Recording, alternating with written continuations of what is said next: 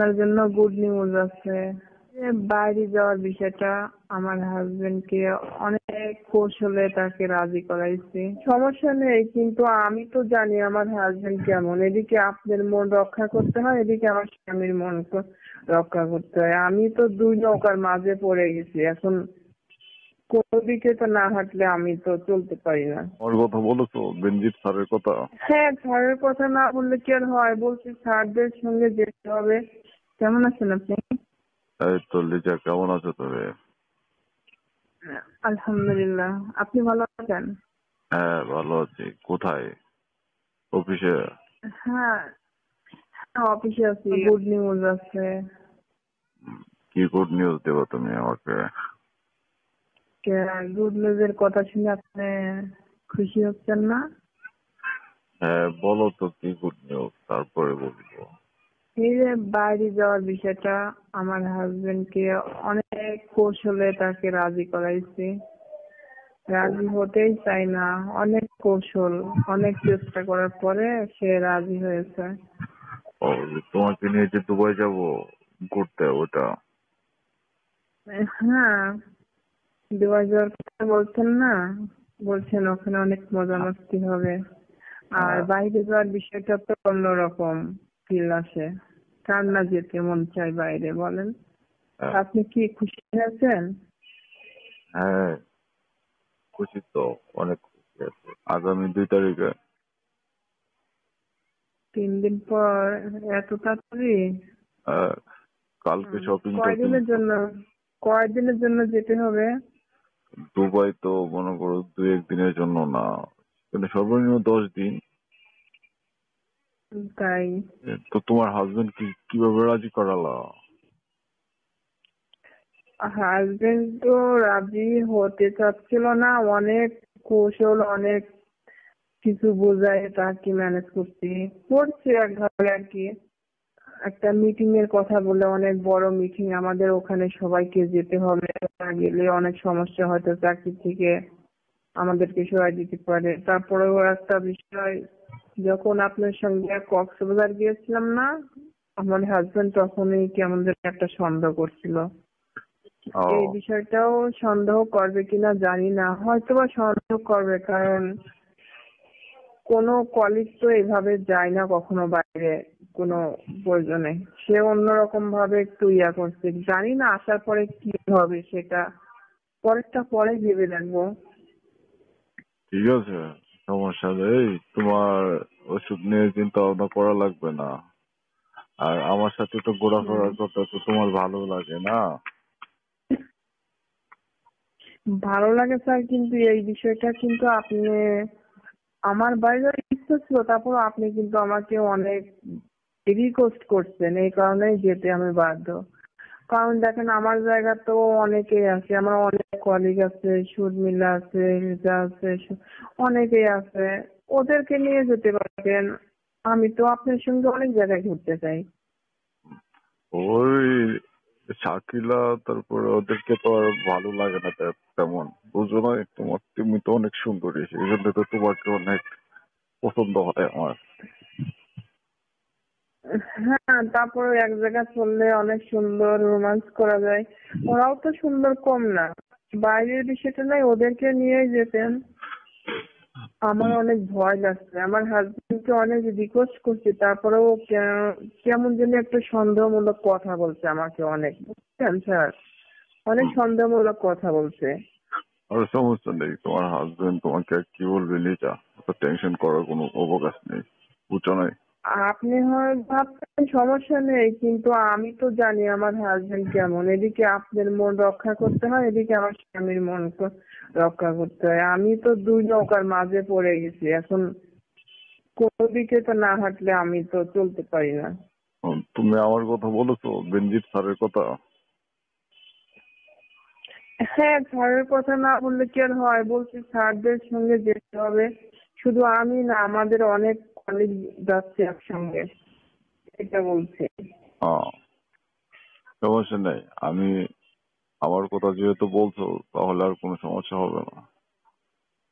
তারপরে মনে করেন হাজবেন্ড তো অবশ্যই কিছু না কিছু বুঝতে পারে যে যেহেতু আমি দুই নৌকায় পা দিয়ে হাঁটছি, হুম, আমার মন তো আপনার দিকেই বেশি।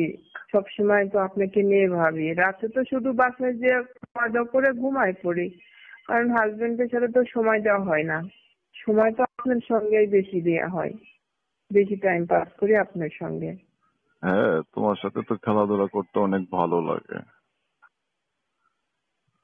ভালো কার না লাগে, ভালো তো সবারই লাগে, কিন্তু আপনাকে যে হিসেবে আমি টাইম দিই, আপনার সময় দিই, খেলাধুলা করি, আমার হাজবেন্ডের সঙ্গে কিন্তু তার মানে 5%ও তাকে আমি সময় দিতে পারি না, যা আপনার সঙ্গে হয় আর কি। হ্যাঁ হ্যাঁ, তা তো ঠিকই। তুমি আমার সাথে আমার এখানে জব করো, আর তুমি আমার এখানে ডিউটি করো, তুমি আমার কথা শুনবা না তো কার কথা শুনবা, লিজা? এই এই কথা বলে তো আমাকে আপনি পাগল করে দিয়েছেন। এই জন্য তো আমার সংসার স্বামী কোনো কিছু আর মন বসে না, মনটা তো শুধু অফিসে থাকে আপনার কাছে। আহ খেয়াল রাখছেন? স্যারে তোমাকে মজার মজার আনন্দ দেয়, খেলাধুলা করে, তাহলে স্যারের কথা ভালো লাগবে না? হুম, তুমি তো প্রথম বলতা যে ভালো লাগে, এই কারণে তো আমিও তো আপনার জন্য কম কিছু করি না। তুমি তো প্রথম বলতা, সবার চাইতে আমি আপনি। হ্যাঁ বলেন। তুমি তো প্রথম বলতা যে বেনজির স্যার ভালো না, বেনজির স্যার কেমন কেমন জানি। এখন তো বেনজির স্যার অনেক ভালো হয়ে হ্যাঁ গেছে। সবাই, স্যার অনেক ভালো, সবাই তো আপনার নিয়ে অনেক কটু কথা বলতো, অনেক কিছু বলতো। হুম, আমিও দেখতাম স্যারের ব্যবহার চরিত্র কেমন যেন, চোখের চাওয়া ভালো লাগে না, কেমন দেখে মেয়েদের প্রতি আকর্ষণ। আমার ওইগুলো ভালো লাগতো না তখন। বলছে কি, আমি নতুন মাত্র জয়েন করছি, স্যারের ব্যবহারটা এরকম কেন? স্যারটা আসলে সুবিধা না। হ্যাঁ, আমার কলিগরা বলতো কি, সাবধান থেকো, কিন্তু ওই স্যারের কিন্তু নজর ভালো না, নজরে পড়ে গেলে কিন্তু তুমি শেষ হয়ে যাবে। কিন্তু যে কথা সে কাজ, হ্যাঁ, নজরে তো পড়ে গেছি, পাগল করে দিয়েছেন আমাকে। হুম।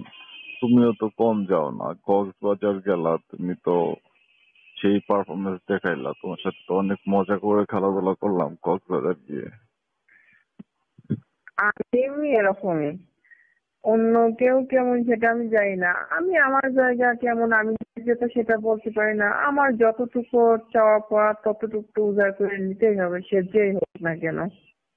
হ্যাঁ, খাওয়ার জিনিস সামনে পেলে কে না কম খাই, এটাই যে তো। যতটুকু পারে ততটুকু তো খেতেই হবে। হ্যাঁ হ্যাঁ হ্যাঁ। আর থাক, বিশেষ করে বাইরে যাওয়াটা না আমার অনেক ভালো লাগে, বাইরে ঘোরাঘুরি এটা এই আমার রকম অনেক মজার পছন্দ। ভিডিও পেতে আমাদের তুমি ইউটিউব চ্যানেল তোমাকে নিয়ে যে টিজে টাইম কক্সবাজার 11 গেলাম, কে সাবস্ক্রাইব করুন। তখন তুই স্যার আমি কোনোদিন দেশের বাইরে যাইনি, প্লেনে উঠতে ইচ্ছা হয়, সেই জন্যই তো তোমাকে দুবাই নিয়ে হ্যাঁ, যাচ্ছি। হ্যাঁ বলছিলাম তো, বললাম না।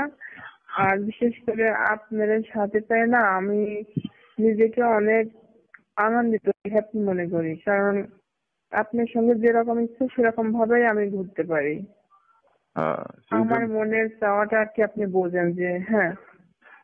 কেন তোমার স্বামী তোমার মনের চাওয়া বুঝে না? বুঝলে কি দেখেন, স্যার একটা জিনিস কি, অফিস থেকে যে 2 দিন ছুটি থাকে, ওই 2টা দিন বাসার কাজ করে তখন হাজবেন্ডের সঙ্গে টাইম পাস করে বাইরে যাওয়াটা তখন আর ভালো লাগে না। তখন ইচ্ছা হয় শুধু ঘুমাই থাকি, বাসায় রেস্ট থাকি, তখন আর বাইরে ভালো লাগে না ওরকম ভাবে। ও, তো তোমাকে তো এখন আমি ঘুরতে সুযোগ ভালো লাগে। তোমাকে তো সুযোগ হ্যাঁ সুবিধা বলেন। দিয়ে তোমাকে তো সুযোগ সুবিধা দিয়ে রাখছি। অন্য মানুষেরা ডিউটি করে 6 ঘন্টা, তুমি ডিউটি করো 3 ঘন্টা। এই কারণে তো আপনার সব কথায় আমি রাখি, আপনার মন মতো চলাফেরা করি।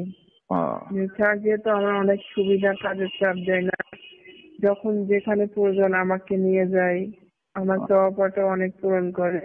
হ্যাঁ, এই জন্য তো আপনাকে অনেক ভালোবাসি, শুধু কাজ ক্ষেত্রে না, অ্যাকচুয়ালি আমি আপনাকে অনেক ভালোবাসি। আপনি এটা বুঝতে পারছেন কি আমি জানি না, তো তোমার অনেক স্বামীর থেকে ভালোবাসি বেশি আপনাকে। ভালোবাসো? আসল কথা কি, স্বামী স্ত্রীর সম্পর্ক ওটা তো অন্যরকম সম্পর্ক, ওই জায়গাকে কেউ যেতে পারে বলেন? আপনার স্ত্রীর জায়গাকে আমি কখনো যেতে পারবো? না না। আউটসাইডে যেটা আর কি, ওটা স্বামী স্ত্রীর সম্পর্কের মধ্যে ওইটা কখনো বলা যায় না। হ্যাঁ, ঠিক আছে, সমস্যা নেই। তারপরেও তোমার কাছে, হ্যাঁ, হ্যাঁ বলেন। তোমার যত চাহিদা আছে আমি বেনজির আহমেদ সমস্ত কিছু পূরণ করে দেব, বুঝছো লিজা? হ্যাঁ, পূরণ তো করতেই হবে, কারণ আমি আপনার জন্য যা কিছু করছি আর কি, এরকম তো কোনো কলিগ করে না। আপনি চাওয়া পাওয়া পূরণ করতে পারে না, আপনার কথা মতো কেউ কাজ করে না। হ্যাঁ, সেটাই তো। তুমি তো অনেক পারফেক্ট, সমস্ত কাজে পারফেক্ট, সেই জন্য তো তোমাকে নিয়ে বাইরে যাচ্ছি ট্যুর দিতে। আর এই পারফেক্টটা এটা আপনি কিন্তু আমাকে শিখিয়ে দিয়েছেন। এই সব কিছুর পিছনে কিন্তু আপনি আছেন, আপনি আমাকে কিন্তু এরকম চ্যানেল বানাইছেন। আমি কিন্তু আগে এতটা চালাক ছিলাম না। তাই?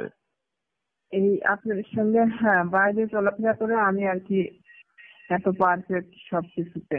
আর লং টাইম যে কোনো জায়গায় ঘুরতে গেলে ওইখানকার পরিবেশে নিজেকে অনেক পরিবর্তন হতে হয়।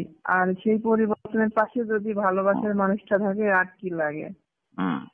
তো তোমার তো বয়স কম অনেক, আর আমার তো বয়স দেখছো শেষ বুড়ো মানুষ। তো আমার জন্য আমার সাথে মানিয়ে নিতে তোমার বয়স, কি? আমার সাথে বয়সে কি হয় বলেন? হ্যাঁ। দুটি মন যদি এক হয়ে যায়, বয়সে কি হয়? বয়সের তারতম্য ওটা কোনো বিষয় না। কারণ খেলাধুলাতে আপনি অনেক পারফেক্ট, বয়স কি হয়েছে? বয়স হিসাবে তো আপনি অনেক ভালো পারেন। তো বয়স বেশি হিসেবে অনেক ভালো পারে। হুম, সেগুলো তো অনেক ভালো পারেন। বয়স বেশি না কি ভালো হয়, ভালো পারে তারা, বয়স্ক মানুষ। তো তোমার হাজবেন্ড পারফেক্ট না খেলাধুলাতে? আমার হাজবেন্ড পারফেক্ট, কিন্তু ওরকম না। আহ, আপনাকে বুঝাইতে পারবো না।